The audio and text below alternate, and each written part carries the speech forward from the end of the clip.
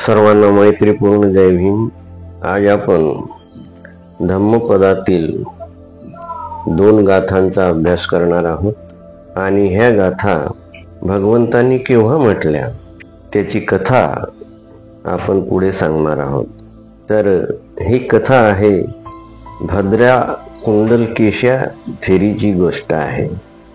गाथा नंबर 102.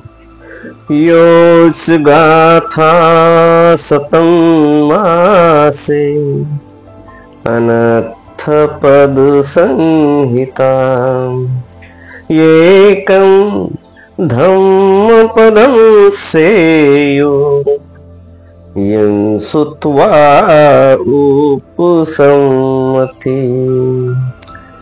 अनर्थकारी पदयुक्त गाथा सेकडो गायकुनी एक धम्म पद श्रेष्ठ असे लाभे शांती जे ऐकुनी. अनर्थकारी पदांनी युक्त शेकडो गाथा जरी कोणी गायल्या तरी धम्माचे एकच पद श्रेष्ठ आहे, जे ऐकून माणसाला शांती प्राप्त होते. यो सहस्रं सहस्रेण संगामे मानुषे दिने एकंच जेयमत्तानं सवे संगामजुत्तमो. हजारोनी अनहजार पटीने रणात नर जो जिंकितसे आणि दुजा जो स्वतःस जिंकी तोची खरा तो रणजिंकी. संग्रामात 1000 पटीने हजारो माणसांना जो जिंकतो त्याच्यापेक्षाही स्वतःला जो जिंकतो म्हणजेच ज्याचा स्वतःच्या इंद्रियावर ताबा आहे, जो विकार मुक्त आहे, तोच खरा संग्राम विजेता होय. अशा तऱ्हेने ह्या 2 गाथा भगवंतांनी केव्हा म्हटल्या आणि कोणाला उद्देशून म्हटल्या त्याची कथा आपण घेणार आहोत. श्रावस्ती येथील जेतवन विहारात विहरत असताना भगवान बुद्धांनी वरील 2 गाथा भद्रा कुंडलकेशा थेरीस उद्देशून म्हटलेल्या आहेत. राजगृह येथील एका श्रीमंत व्यापाऱ्यास अंदाजे 16 वर्षे वयाची अत्यंत सुंदर अशी मुलगी होती. तिच्या आई वडिलांनी 7 मजली राजवाड्याच्या 7व्या मजल्यावर सुंदर अशा राजेशाही महालात तिच्या राहण्याची व्यवस्था केली आणि तिच्या सेवेसाठी एका दासीची नियुक्ती केली. एके दिवशी राजगृहात एक तरुण चोरी करताना पकडला गेला. राजाच्या शिपायांनी पाठीमागे त्याचे हात बांधले आणि देहदंडाची शिक्षा देण्यासाठी मुख्य रस्त्याने त्याला घेऊन जाऊ लागले.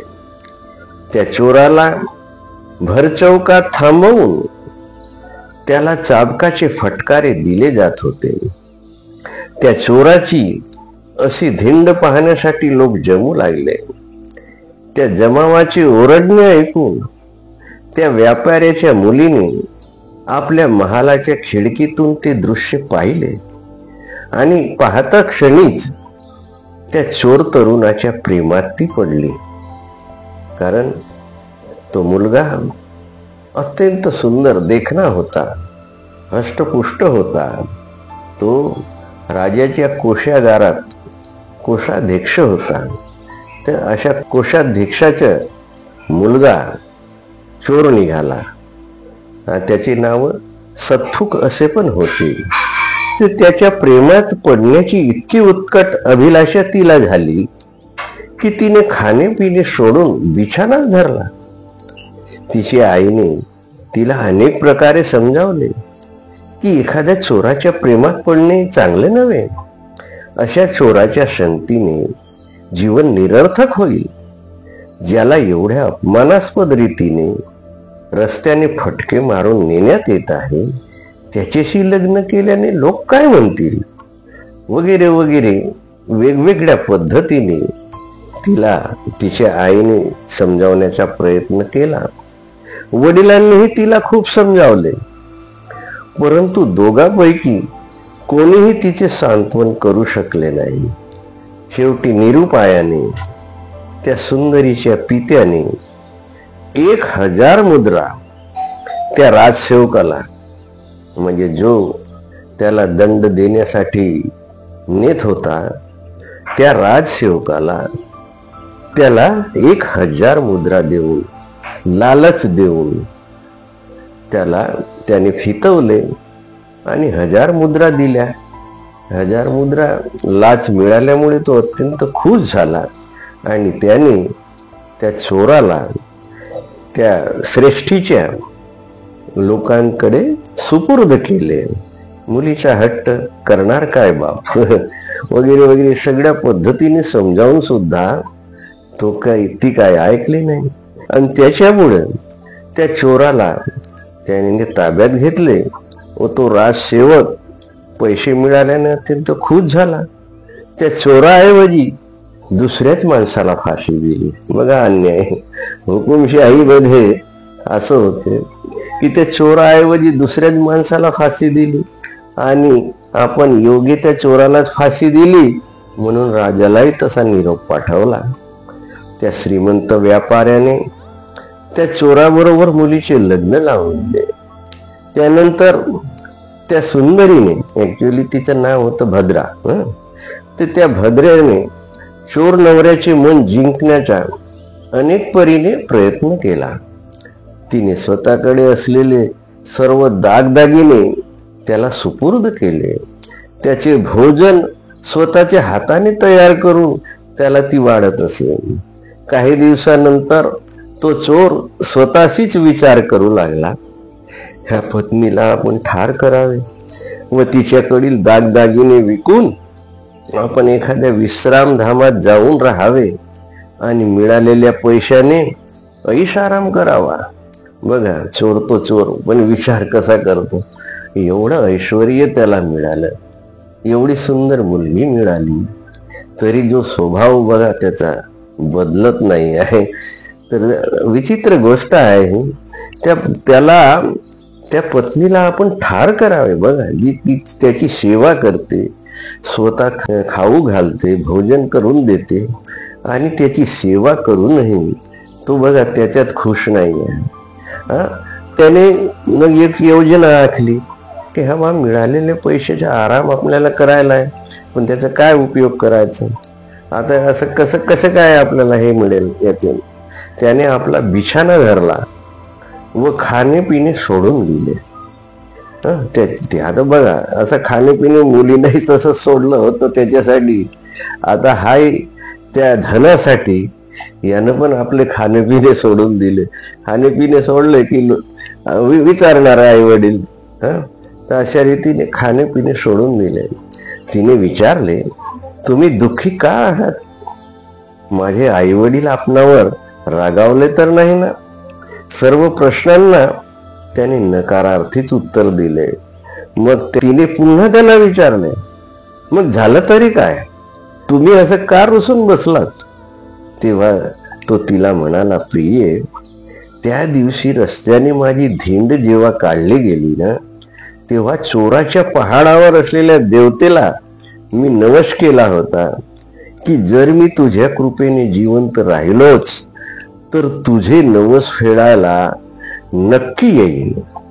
बघा, देवीला त्याने नवस केला असं सोंग करतो तो. परंतु इतके दिवस झाले तरी मी त्या देवतेचे नवस फेडू शकलो नाही. मी जिवंत राहिलो त्या नवसामुळं. बघा, जिवंत तिच्यामुळे राहिला आणि म्हणतो काय, त्या देवतेमुळे मी जिवंत राहिलो. बघा, विचित्र आहे. परंतु इतके दिवस झाले तरी मी त्या देवतेचे नवस फेडू शकलो नाही. यावर ती सुंदरी त्याला म्हणाली, ती भद्रा त्याला म्हणाली, तुम्ही चिंता करू नका, नवस फेडण्याची पूर्ण तयारी मी करीन. त्यासाठी काय काय हवे ते मला सांगा. त्यावर तो म्हणाला, छानपैकी तांदळाची खीर, त्यावर शुद्ध मध, 5 प्रकारची सुगंधित फुले, त्यात लाजवंतीची फुले सुद्धा पाहिजे. अशा प्रकारे सर्व वस्तू तयार करून तो ती चोर नवऱ्यासोबत त्या पहाडावरच्या देवतेला नवस फेडण्यासाठी निघाली. निघण्यापूर्वी त्याने तिला अंगावर किमती वस्त्र, दागिने व जड जवाहिरे घालायला लावले. दोघेही मौज मस्ती करीत जायचे असल्यामुळे कोणी नातलग, कोणी किंवा सेवक बरोबर घेऊ नकोस असे तिला सांगितले. तिने सुद्धा त्याच्या आज्ञेचे पालन तंतोतंत केले. परंतु जेव्हा ते दोघेही त्या पर्वत शिखरावर देवतेच्या जवळ पोहोचले तेव्हा तो तिला म्हणाला, भद्रे, मला त्या देवतेच्या नवसाशी काही घेणे देणे नाही. तुला इथपर्यंत घेऊन येण्यासाठी मला ही युक्ती करावी लागली. त्यावर ती म्हणाली, पतिराज, तुम्ही मला इथे कशासाठी आणला? तो म्हणाला, मी तुला ठार मारून तुझे दागदागिने, जड जवाहिरे घेऊन जाण्यासाठी मी तुला इथे आणलेले आहे. हे ऐकून ती भद्रा भीतीने कापू लागली, परंतु तिने धीर धरला. बघा, हिंमत धरली तिनं. आता जीव जाण्याची वेळ आली होती, परंतु काहीतरी युक्ती केली पाहिजे म्हणून तिने धीर धरला व त्या चोर पतीला म्हणाली, पतिराज, माझ्यासहित सर्व दागदागिने व जड जवाहिरे हे सर्व तुमचेच आहेत ना? मग तुम्ही असे का बोलता? तुम्ही गंमत तर करत नाही ना? यावर तो म्हणाला, मी तुला ठार करण्यासाठीच इथे आणले आहे, तेव्हा आता तू मरण्यास तयार हो. तिने त्याला वारंवार तसे न करण्याची विनंती केली, परंतु त्याच्या हृदयाला पाजर फुटला नाही. तिला ठार करण्याचा त्याचा निश्चय कायम होता.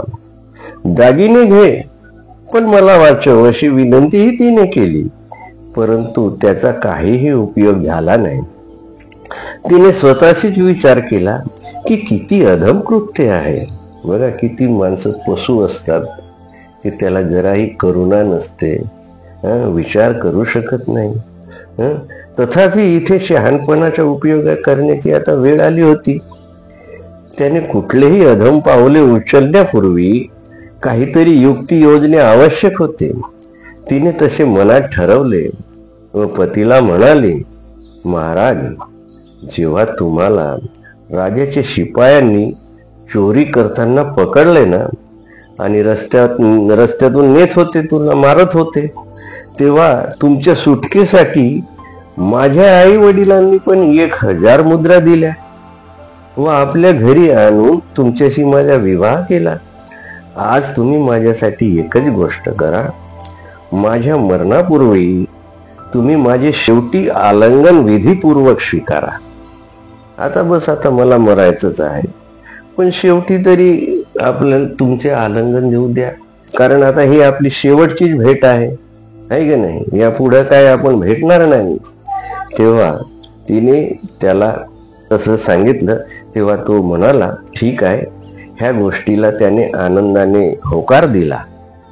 तिने त्या पहाडाच्या कठड्यावर त्याला उभे केले. तिने 3दा त्याला प्रदक्षिणा घातली. म्हणे, आता तुला प्रदक्षिणा घालते बाबा, शेवटचं आलिंगन मला घ्यायचं आहे.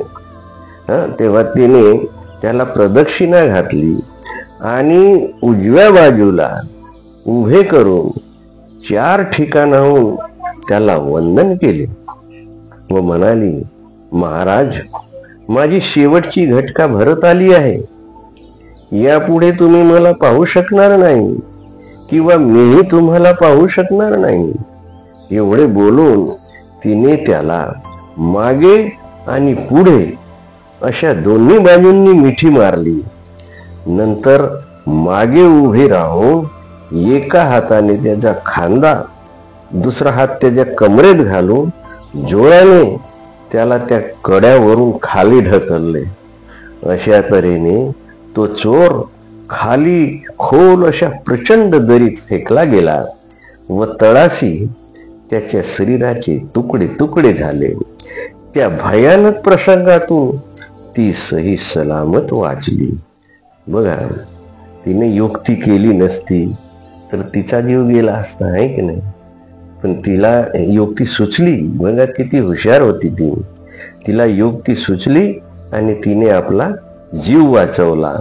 त्या भयानक प्रसंगातून ती सही सलामत वाचली. परंतु आता तिला घरी जाण्यास काही अर्थ दिसत नव्हता. तिने संसार त्याग करण्याचा निश्चय केला. ती चालता चालता वाटेत निर्ग्रंथ साधूच्या आश्रमात गेली.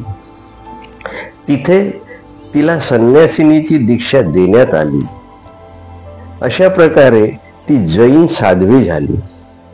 तिथे तिला कुंडलकेशा या नावाने ओळखू लागले.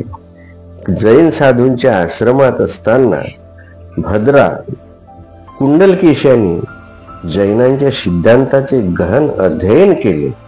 आता ती कुंडलकेशा तिला का म्हणण्यात आलं?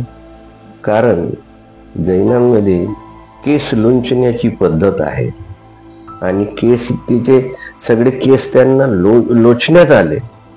त्यावेळी फार कष्ट होतात, पण तिने कष्ट एकदम सहन केले. तिने काही विचार केला किंवा जराही तिने दुःख व्यक्त केले नाही.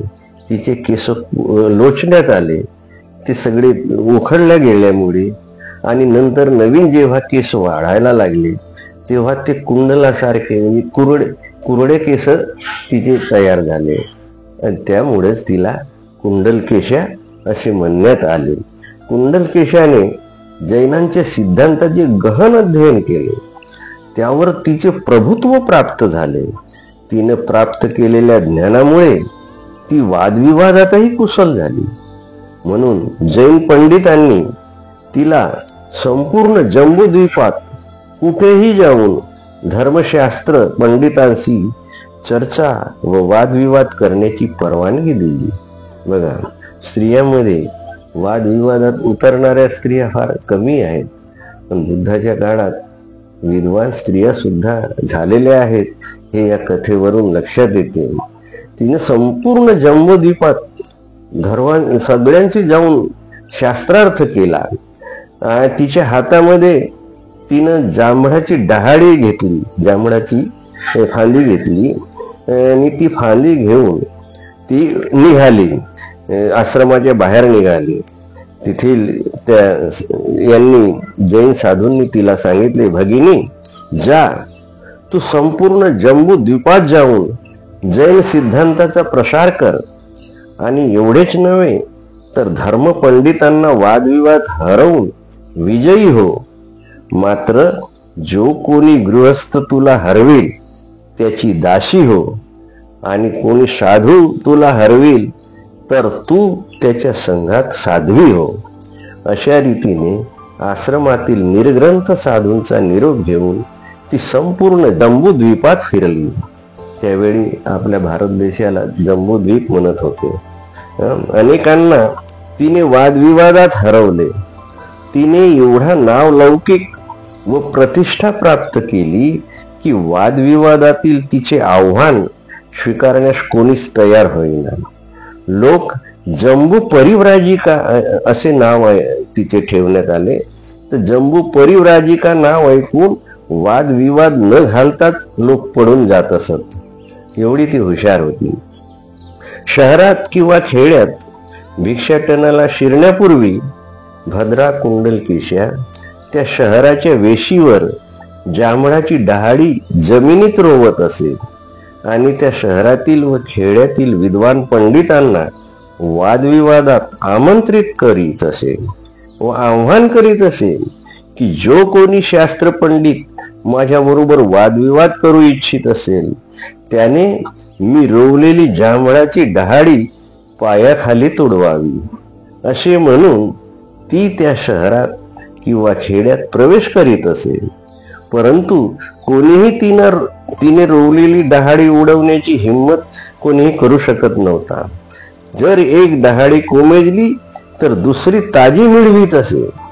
अशा तऱ्हेने अखंड प्रवास करीत करीत ती श्रावस्ती येथे आली आणि श्रावस्तीच्या फाटकाजवळ जांभळाची ताजी डहाळी रोवली आणि नेहमीप्रमाणे तिने वादविवादाचे आव्हान करून भिक्षाटनासाठी शहरात प्रवेश केला. तिथे कित्येक लोक जमा झाले.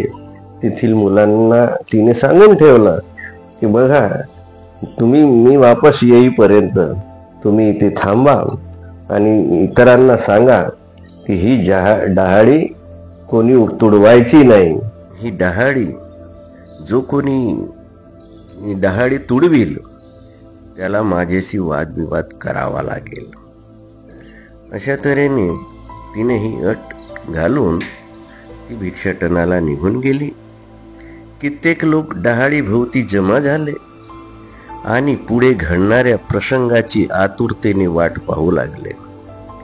त्यावेळी भंते सारीपुत्त तिथे आले आणि उभ्या असलेल्या तरुणांना ती डहाळी पायाखाली तुडवण्यास सांगितले. जेव्हा ती साध्वी भिक्षाटनाहून परतली, तिने पाहिले की डहाळी तुडवून तिचे आव्हान कोणीतरी स्वीकारले आहे. तिथे उभे असलेल्या भंते सारीपुत्तांना तिने विचारले, म्हणते, ही डहाळी तुडवण्यास त्या तरुणांना आपण सांगितले आहे काय? यावर भंते सारीपुत्तांनी होकारार्थी मान हलवली. यावर त्या साध्वीने त्यांना वादविवादास तयार होण्याचे आवाहन केले आणि सारीपुत्तानेही ते आनंदाने स्वीकारले. त्या साध्वीने जैन संप्रदायातील अनेक प्रश्न महास्थवीर सारीपुत्तांना विचारले व त्यांनीही तितक्याच तत्परतेने तिच्या अनेक प्रश्नांचे उत्तर अगदी बरोबर दिले. शेवटी स्थवीर सारीपुत्तांनी एकच प्रश्न तिला विचारण्याची परवानगी मागितली. ती म्हणाली, म्हणते, आनंदाने विचारा, कोणता प्रश्न आहे तो? त्यावर भंतेंनी तिला एकच प्रश्न विचारला, एक काय आहे? परंतु त्याचे उत्तर तिला देता आले नाही. तिने सारीपुत्तासच त्याचे उत्तर विचारले, परंतु प्रव्रजित झाल्याशिवाय मी सांगू शकत नाही असे सारीपुत्ताने म्हटले आणि म्हणूनच तिला तथागताच्या भिक्षुनी संघात सामील करून घेण्यात आले. तिला भगवंतापुढे उभे करण्यात आले. भगवंताचा संदेश, भगवंताचा उपदेश ऐकता क्षणीच ती तात्काळ अर्हत झाली. हे ऐकून इतर भिक्षुगणात व भिक्षुनी संघात चर्चा सुरू झाली की अगदी एकदाच ऐकलेल्या धम्मश्रवणाने ती साध्वी अर्हत कशी काय झाली.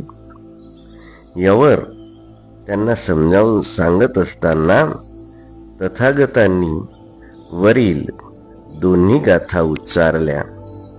योच गाथा सतम भासे अनर्थ पद संहिता एकम धम्म पदम सेयो यं सुत्वा उपसम्मति अनर्थकारी पदयुक्त गाथा सेकडो गायकुनी एक धम्म पद श्रेष्ठ असे लाभे शांती जे ऐकून. अनर्थकारी पदांनी युक्त शेकडो गाथा जरी कोणी गायल्या तरी धम्माचे एकच पद श्रेष्ठ आहे, जे ऐकून माणसाला शांती प्राप्त होते. यो सहस्रं सहस्रेण संगामे मानुषे जिने एकंच जेयमत्तानं सवे संग्रामजोत्तमं हजारोनी अन हजार पटीने रणात नर जो जिंकितसे आणि दुजा जो स्वतःस जिंकी तोची खरा तो रण जिंकी.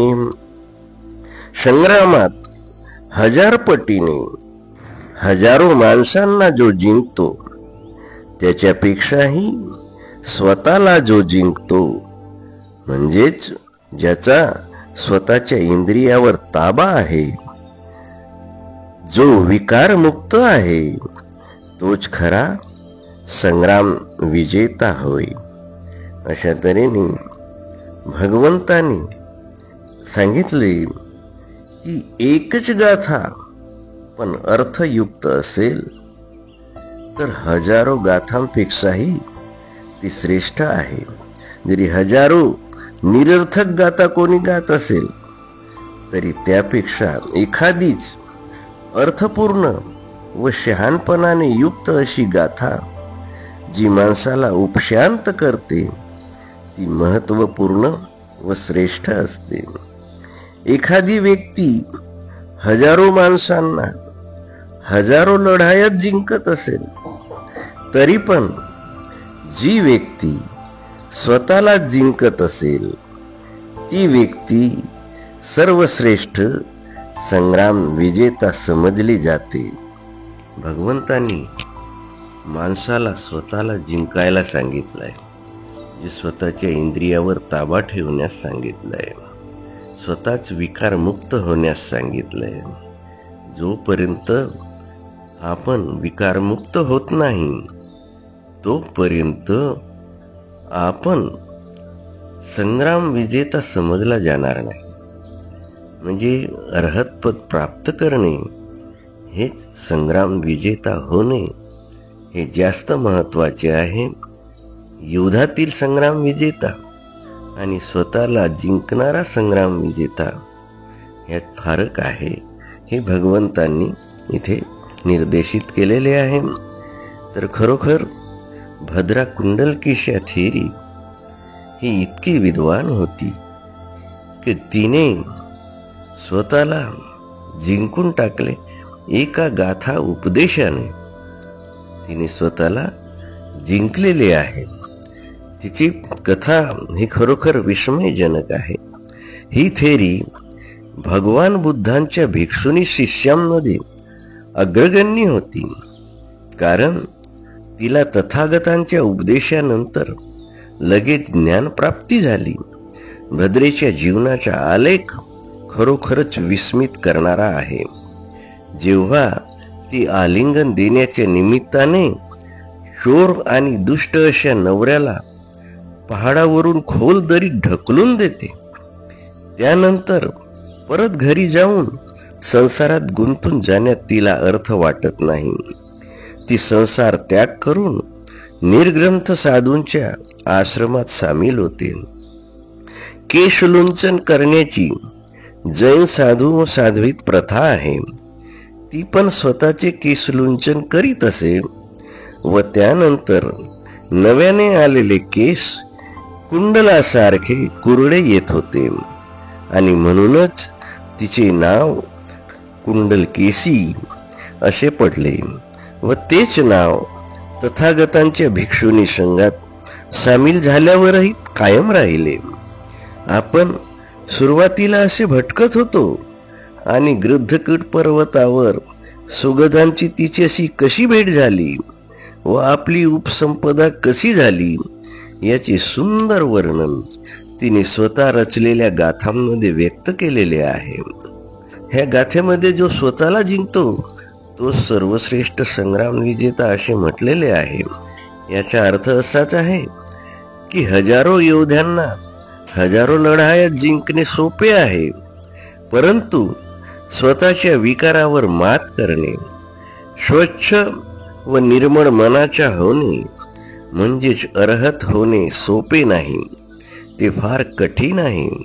आणि म्हणूनच जो अर्हत होतो, जो अज्ञान अंधकारातून बाहेर पडतो, तो सर्वश्रेष्ठ संग्राम विजेता होय, हे भगवंतांनी ह्या 2 गाथांमध्ये स्पष्ट केलेले आहे. जो एकटा युद्धविजयी योद्धा हजारो गुणित हजारो अर्थात लाखो मनुष्यांना एका संग्रामात जिंकतो, अर्थात 1,00,000 सैनिकांना जिंकून आपल्यासाठी विजय प्राप्त करतो, त्याला सर्वोत्तम संग्राम विजेता म्हणता येत नाही. जो रात्रंदिवस एक करून आध्यात्मिक कर्मस्थान पूर्ण करीत असताना आपल्या आतील लोभ इत्यादी क्लेशावर मात करून स्वतःला जिंकतो, तोच खरा विजयी वीर होय. तोच युद्ध विजयी वीरात सर्वश्रेष्ठ आहे. म्हणून अनेक गाथा आणि कथा धम्मपदातील आपण सादर करणार आहोत. उत्कृष्ट असा उपदेश भगवंतांनी धम्मपदात दिलेला आहे. आपण ह्या चॅनलला सबस्क्राईब करून आम्हाला ही प्रेरणा द्या, जेणेकरून आम्ही अजून काही व्हिडिओ आपल्यासाठी अवश्य सादर करू. तर हे चॅनल सबस्क्राईब करा, लाईक करा आणि काही कमेंट्स असल्या तर अवश्य द्या. धन्यवाद. जय गुरु.